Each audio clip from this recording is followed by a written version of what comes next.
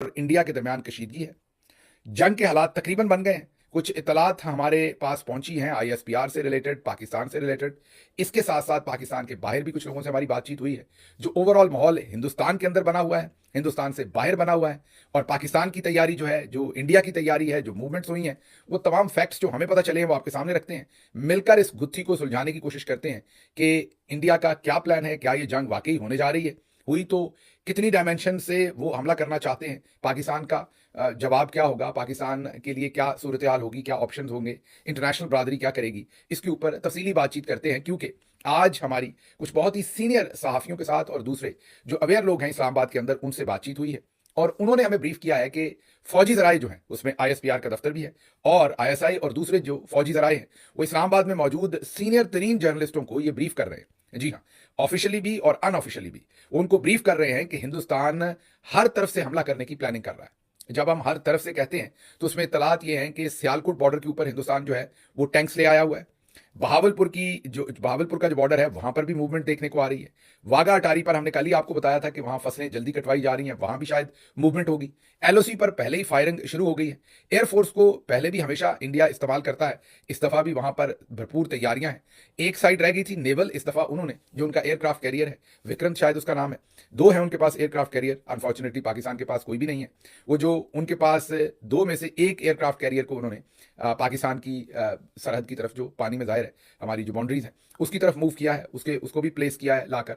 तो जो आईएसपीआर से फील मिल रही है, जो पाकिस्तान के अंदर से सहाफियों से फील मिल रही है, वो ये है कि आईएसपीआर ये समझता है, या पाकिस्तानी फौज ये समझती है कि वो हर तरफ से इस दफा हमला करने की कम अज कम प्लानिंग कर रहे हैं। करतेंगे नहीं, यानी आने वाले दिनों में पता चलेगा। तैयारी हर तरफ की रख रहे हैं। मीन एयरफोर्स भी यूज करना चाहते हैं, ग्राउंड में से भी एंट्री चाहते हैं, और वो कश्मीर में भी शायद हो, और बाकी जो मैंने जैसे आपको बताया, सियालकोट, वाघा, बहावलपुर, मीन कई तरफ से। सिर्फ यही नहीं, जो पिछली रात गुजरी है और कल का दिन है, उसमें 50 से 55 के करीब दहशतगर्द जो है, वो जो हमारा वेस्टर्न बॉर्डर है अफगानिस्तान साइड का, वहां पर टीटीपी के जो है उन्होंने हमला कर दिया। पता चला है कि शायद गनशिप हेलीकॉप्टर्स वहां इस्तेमाल हुए फिर उनको रोकने के लिए या उन पर वापस जवाब देने के लिए। और पता ये चला है कि वहां पर कोई 50 से 55 जो दहशतगर्द हैं उनको मारा गया है और उनसे जान छुड़वाई गई है, क्योंकि वो वेस्टर्न बॉर्डर से। अब ये क्या हो रहा है, ये जाहिर है ये सारे एसेट्स हैं डिफरेंट जगहों पर इंडिया के, जो उन्होंने एक्टिवेट किए हैं। अब इंडिया तो ये सब कुछ कर ही रहा था। गार्डियन की स्टोरी आपके सामने थी कि उन्होंने 20 बंदे पाकिस्तान, और ये 20 वो थे जो गार्डियन को पता थे, जिसकी डॉक्यूमेंटेशन थी, जो रिसर्च में सामने आ गए थे। पता नहीं उन्होंने 200 बंदा मरवाया हो, 500 मरवाया हो, किसी को नहीं पता। ये 20 तो वो थे जो गार्डियन बाकायदा नेम कर सकता था, सारी इंफॉर्मेशन दे सकता था। उसके बाद भी हम खामोश रहे, हमने ना कोई बात की, ना कहीं पर पॉइंट ऑफ व्यू अपना दिया, ना कहीं पर हमने अलार्म रेज किया। अभी 440 पैसेंजर्स की जो ट्रेन हमारी यरगमाल हुई थी, उसके बाद भी हम खामोश रहे। हिंदुस्तान को मौका मिला है, वो खामोश नहीं हो रहे। उन्होंने पूरी दुनिया को भी लॉबी किया है, हर जगह पर उन्होंने टेलीफोन किए हैं, लोगों को अपने साथ मिलाया है, और अब दूसरी तरफ वो फौजी कार्रवाई करने की भी भरपूर कोशिश कर रहे हैं। अब एक तो जो मेरा तज्जिया इस पर है कि लग ये रहा है कि हिंदुस्तान सीरियसली एफर्ट करेगा, कम से कम वो अपना जो उनका वोट बैंक है मोदी साहब का, जो उन्होंने एक हॉस्टिलिटी इंडिया के अंदर क्रिएट कर दी है उन्होंने और उनके मीडिया ने। जो मैं यहाँ रोकता हूँ लोगों को कि, और कई लोगों को आपको पसंद नहीं आती होगी बात, ये वार मॉन्गरिंग जो है, जंगें शुरू करना आसान है, लड़ना दोनों मुल्कों के लिए मुश्किल है। दोनों मुल्क न्यूक्लियर पावर हैं, दुनिया ने तमाशा देखना है, यहाँ पर गुर्बत पहले ही बहुत है, और जंग अगर मुसल्लत कोई भी किसी दूसरे मुल्क पे करेगा तो वो तो फिर मजबूरी में लड़ेगा, इसमें तो कोई शक नहीं। पाकिस्तान पे मुसल्लत करेंगे तो पाकिस्तान भी लड़ेगा, लेकिन जंग इस पूरे खित्ते को कितना पीछे ले जाएगी, ये मेरा ख्याल है कि जो वहाँ पर एक्सट्रीमिस्ट है वो भी नहीं सोचते। यहाँ पर भी हमारे कई दोस्त ऐसे ही बयान देते हैं, कोई कहता है फलानी मेस में जाके हमने चाय पीनी है, कोई कहता है फलां। जो जवान होते हैं, अफसरान होते हैं, फौजी होते हैं, वो ऐसी बातें करते अच्छे लगते हैं, क्योंकि उन्होंने लड़ना है। पॉलिटिशियंस, जो दूसरी पर्सनैलिटीज़ हैं जो इन्फ्लुएंस कर सकती हैं अवामी राय पे, उन्हें पीस की बात करनी चाहिए। लेकिन वापस आते हैं उस बात पे कि एक तो ये बात क्लियर हो गई है कि हिंदुस्तान जो है वो सीरियस प्लानिंग कर रहा है कि पाकिस्तान को चारों तरफ से घेरा जाए। अब इसमें हमारे लिए बहुत सारे दुश्वारियां होंगी। अगर चारों तरफ से घेर के या हॉस्टिलिटी का एनवायरनमेंट क्रिएट करके जंग नहीं भी शुरू होती, तो तब भी आमदोरफ्त के मामला खराब होंगे। पाकिस्तान के अंदर जो ऑयल की सप्लाई है, दूसरी चीज़ें हैं, उन्हें इंटरनेशनल समुद्रों के अंदर मुतासर करने की कोशिश की जा सकती है। और बहुत सारी रेमिफिकेशन, हमारी इकोनॉमी पहले ही आपको पता है कि बहुत ही थिन लाइन है, लाइफ लाइन हमारी जो इकोनॉमी की है वो बहुत ही थिन लाइन है, उसको इंटरप्ट करने की बात हिंदुस्तान सोच सकता है। तो इसमें कोई शक नहीं कि खतरा जो है वो सीरियस है। लेकिन दूसरी तरफ पाकिस्तान के पास जो एक ट्रम्प कार्ड है वो पाकिस्तान की जो न्यूक्लियर पावर है, जिसकी वजह से हिंदुस्तान को भी ये पता है कि पाकिस्तान के रिसोर्सेज उतने नहीं हैं कि वो चारों तरफ से अगर हमले करें तो कोई हम दो साल 3 साल हम जंग लंबी खींचने में इंटरेस्टेड होंगे, हम भी फिर खत्म करना चाहेंगे जंग जल्दी। तो अगर जंग जल्दी खत्म करनी हुई तो उसका फिर आपको पता ही है कि पाकिस्तान के पास क्या जवाब होगा, जो कि बहुत ही अफसोसनाक है। उसके बारे में किसी भी इंसान को सोचना भी नहीं चाहिए। वो मासूम लोग होंगे, हर तरफ मरेंगे। तो इसलिए ये बहुत ही खतरनाक सिचुएशन की तरफ मामला जा रहा है। पाकिस्तान में अभी दहशतगर्दी हुई, जो 440 लोगों की ट्रेन यरगमाल हुई, उससे पहले मैंने आपको बताया गार्डियन ने स्टोरी की और 20 लोगों के मारने की, और उसके बाद भी हिंदुस्तान ने 10-15 लोग जो है वो बाद में फिर मार दिए। इस सारे टाइम में अब वहां टेररिज्म हुआ है, इधर भी लोग मर रहे हैं, उधर भी लोग मर रहे हैं, और वॉर मॉन्गर्स जो हैं उन्होंने एक हिस्टेरिया क्रिएट कर दिया। तो एक तो ये सूरत हाल है जो बन गई है बहुत सीरियस। अब इसको लेकर कुछ सियासी फायदे भी लिए जा रहे हैं, और जो पाकिस्तान के अंदर पहले किया हुआ है उसी को सस्टेन करने की कोशिश इस वक्त आर्मी चीफ और उनके साथी कर रहे हैं। मसलन आपके सामने रखते हैं कि न्यूयॉर्क में एक मुजाहरा हुआ।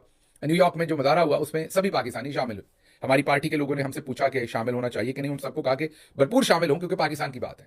इमरान खान जेल से बाहर होते तो वो सबसे फ्रंट लाइन पर पाकिस्तान की सबसे मौसर आवाज होते। पाकिस्तान तहरीक इंसाफ से ज्यादा तो मुहिब वतन कोई जमात है ही नहीं जो पाकिस्तान के लिए खड़ी हो सके। तो किस तरह पाकिस्तान तहरीक इंसाफ किसी को रोक सकता है।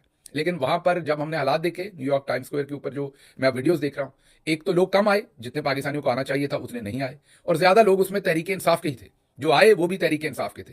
लेकिन जो चंद लोग दूसरी तरफ से आए, उन्होंने इसे पाकिस्तान वर्सेस इंडिया बनाने की बजाय वहां पर कोशिश थी कि जनरल आसिम मुनीर साहब के नारे लगाए जाएं और इसको उनकी ग्लोरिफिकेशन के लिए इस इवेंट को इस्तेमाल किया जाए, ताकि कल को तस्वीरें बने, फुटेज बने, और ये बताया जा सके कि देखें आसिम मुनीर साहब जो हैं वो कितने पॉपुलर हैं ओवरसीज पाकिस्तानी में। तो बजाय इसके कि मोदी की जो वॉर हिस्टेरिया है, या मोदी की जो इस वक्त वो, या उनके जो दूसरे साथी हैं वो जो जंग करवाना चाहते हैं, जो मामला उन्होंने बना दिए, बजाय इसके उसको हाईलाइट करें, तो हाईलाइट जनरल आसिम मुनीर थे। अच्छा, इसी तरह से एक और इंटरेस्टिंग इवेंट जो है वो गुजरांवाला में हुआ।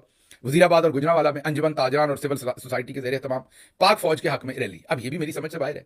मोदी एक तरफ जंग करना चाहता है, हमला करना चाहता है पाकिस्तान पे, तो पाकिस्तान के हक में रैली करेंगे ना आप। जाहिर है फौज पाकिस्तान का हिस्सा है, लेकिन ये पाक फौज के हक में रैली जो है, इसकी मेरी समझ से बाहर है। क्या फौज ने अकेले जंग लड़नी है? क्या पाकिस्तान की आवाम ने नहीं लड़नी?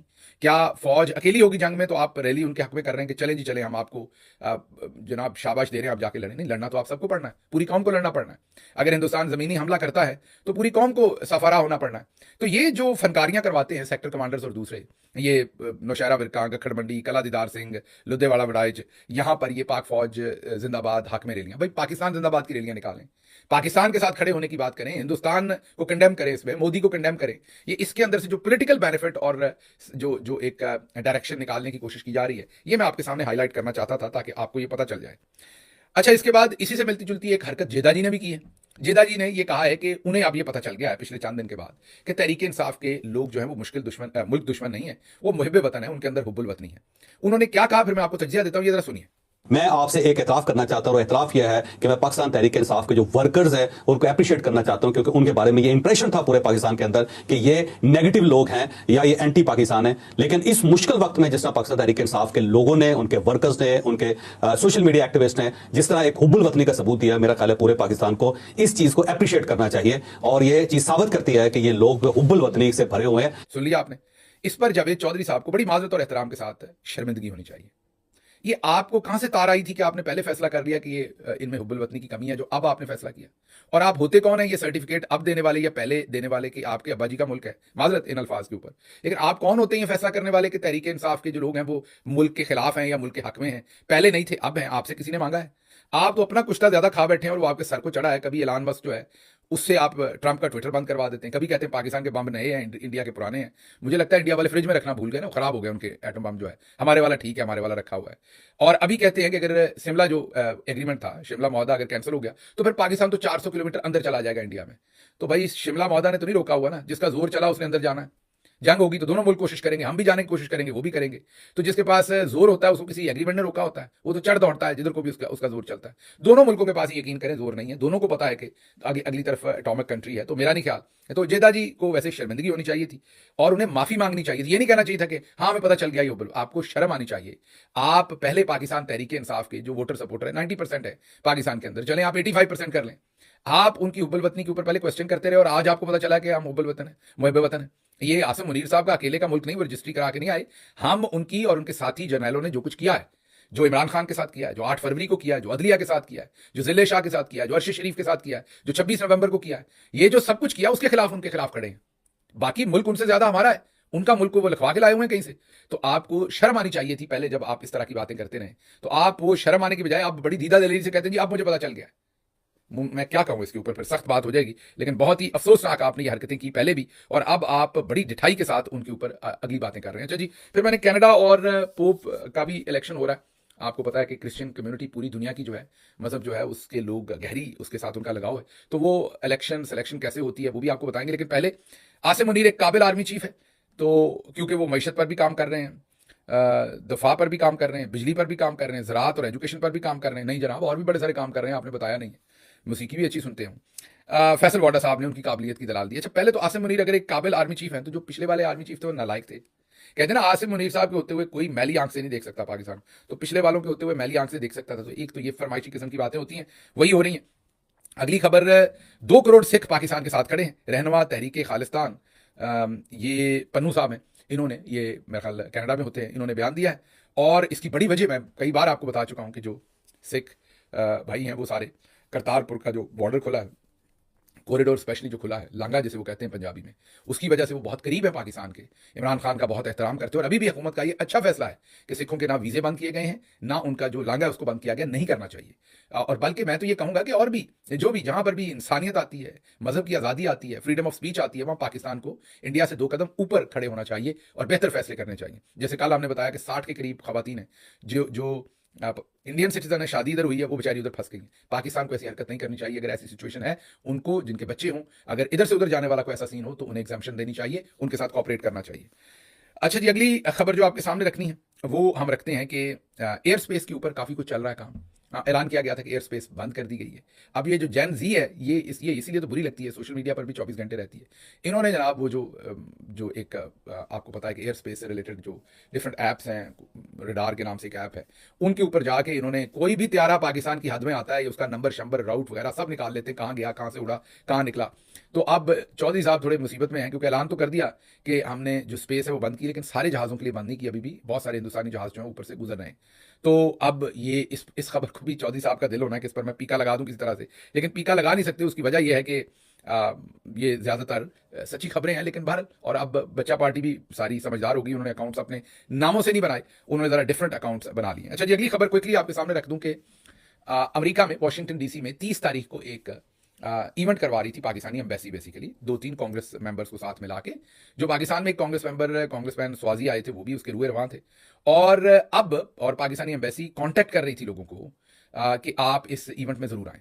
अच्छा, इवेंट जो था वो इंटरनेशनल रिलेशंस का, डिप्लोमेसी का इवेंट जो है वो आईआर से रिलेटेड था, वो सफारतकारी से रिलेटेड था, लेकिन बुला पाकिस्तानी डॉक्टर्स को रहे थे ज़्यादा को। मैं 2-3 डॉक्टर्स को जानता हूं जिन्हें पाकिस्तान एम्बेसी ने कांटेक्ट किया, उन्होंने कहा हमने नहीं आना, क्योंकि ये इवेंट असल में आप जनरल आसिम मुनीर के लिए कर रहे हैं और इमरान खान के खिलाफ कर रहे हैं। तो उनको कहा अच्छा आपने नहीं भी आना तो हम फिर भी आपको काट में। ये मैंने खुद अपनी आंखों से कम्युनिकेशन पढ़ी है कि जब पाकिस्तानी एम्बेसी को उन डॉक्टर साहब ने कहा कि मैंने नहीं आना, तो उन्होंने कहा कि आप ना भी आएँ तो हम फिर भी आपको इन्वाइट तो करना ही है, हम इन्वाइट करके रख लेते हैं, हो सकता है आपका जहन बदल जाए। तो अब बहुत सारे लोगों ने उसे डिनाई कर दिया। जो टाउट ग्रुप था, मुर्गी फरोश एंड को, आपको याद होगा ना कि वो 35 दिन के अंदर इमरान खान साहब को रिहा करवा लेना था, वो जो मुर्गी फरोश एंड को का सारा काम था। तो 35 की बजाय अब 37 दिन हो गए।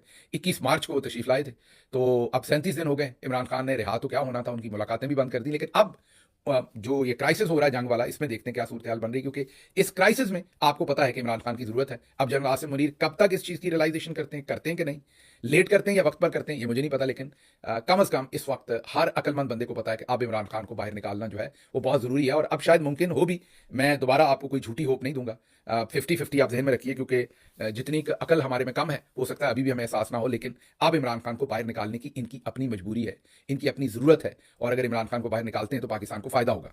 तो एम्बेसी ने जब देखा कि लोग नहीं आ रहे, तो एम्बेसी ने वो इवेंट अब कैंसिल कर दिया है। तो 30 अप्रैल को जो इवेंट करवा रही थी एम्बेसी, कांग्रेस की लाइब्रेरी में, यहां पर पाकिस्तानियों को बुला के, और बेसिकली काउंटर करना था जो विल्सन का बिल आ रहा है आर्मी चीफ के ऊपर पाबंदियां लगवाने का, उसको, और एक माहौल बनाना था कि देखिए ओवरसीज पाकिस्तानी जो है वो इमरान खान के खिलाफ भी खड़े हैं। वो जो एक 95%, 100% सपोर्ट वाली ओवरसीज में बात है, उसको ब्रेक करने की कोशिश हो रही है, इसीलिए ओवरसीज कन्वेंशन भी करवाया गया था। ये सारी एफर्ट वो है। और जाहिर है इधर भी दरार डाली गई मुर्गी फरोशन को, तो हमें जरा दोबारा से साफबंदी करनी है, हो रही है, और आपको आने वाले दिनों में अच्छे इकदाम होते हुए नजर आएंगे। लेकिन भारत उसको अब कैंसिल कर दिया गया, क्योंकि उसमें पाकिस्तानी नहीं आए। अब ये दोबारा डेट रखेंगे फॉर श्योर, और पहले लोगों की मिन्नत तरला करेंगे, लोगों को मनाएंगे, कुछ टाउट किस्म के लोगों को उसमें शामिल करेंगे कमेटी में, तो इवेंट ये फिर करवाएंगे। लेकिन इस दफा इनको डिफीट हो गया, क्योंकि जितना ये नंबर चाहते थे, जितने लोग उस इवेंट में चाहते थे, वो ये पूरे नहीं कर सके। इन्हें आखिरकार उस इवेंट को कैंसिल करना पड़ेगा। ये बड़ी जीत है पाकिस्तानी डायस्पोरा की। इवेंट ये फिर भी करवा लेंगे, मैं ये मानता हूं, लेकिन इनको कम अज कम अब वक्त लेना पड़ेगा थोड़ा सा, और दोबारा अनाउंस करना पड़ेगा, बंदे पूरे करने पड़ेंगे, उसके बाद करवा सकेंगे। फिलहाल इनको एक बड़ी डिफीट हुई है पाकिस्तानी डायस्पोरा की तरफ से, और उनके इनकार की वजह से ये अब इवेंट नहीं करवा पा रहे। अगली खबर जो आपके सामने रखनी है वो कनाडा से है। कनाडा के शहर वैंकूवर में एक 30 साला शख्स ने गाड़ी चढ़ा दी। एक इवेंट हो रहा था वहाँ पर, एक कम्युनिटी फिलिपिनो जो कम्युनिटी थी, फिलीपींस की कम्युनिटी के का इकट्ठ था, उनका कोई इवेंट था, डे था, उसमें इसने गाड़ी चढ़ा दी और कोई 11 लोगों को कत्ल कर दिया है, 20 के करीब जख्मी हैं, अरेस्ट कर लिया। कह रहे हैं कि दिमागी मरीज था। अगर इसकी जगह पर खुदा न खास्ता को मुसलमान होता तो फिर आप सोचें अभी तक क्या कुछ हो चुका होता पूरी दुनिया के अंदर। अफसोसनाक है कि इस्लामोफोबिया को इस तरीके से इस्तेमाल किया जाता है।